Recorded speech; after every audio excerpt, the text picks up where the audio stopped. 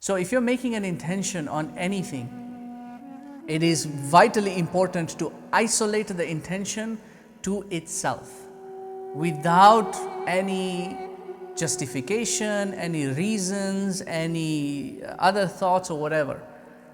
To say, I want to recite the Quran because I haven't recited for a long time, because I'll get thawab for it, or because it will give me some peace, or because it will do this.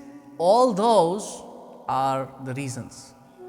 You want to isolate the reasons. Even though the reasons are noble reasons, you want to isolate those from the core intention itself to ensure that it doesn't become dependent on anything. Because the action that you will perform is dependent on the intention. If the intention is dependent on something else, when that something changes, then the intention gets affected. And then if the intention gets affected, then your action gets affected. So someone might say, I want to recite the Quran so I can get some peace. All right, you sit down, you start reciting the Quran, and then you hear a sound outside, or somebody comes into, in your point of view, or you feel thirsty, or something happens. When these things start happening, they will affect your peace, which is the reason why you wanted to recite in the first place.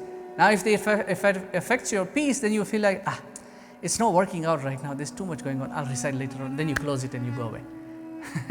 See, what's happened now in this case is the causal aspect of the outward reality has affected your intention. And that's now in turn affected the action you are performing. So you want to isolate that from anything and everything, whatever it might be.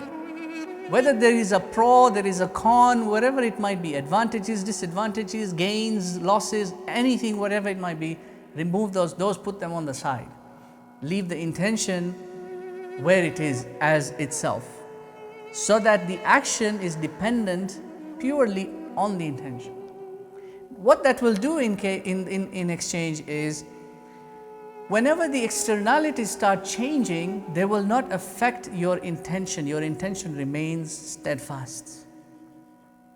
So even if some disturbance takes place there, or some obstacle arises there, or something else happens there, you still maintain due course insofar as the action you wanted to perform.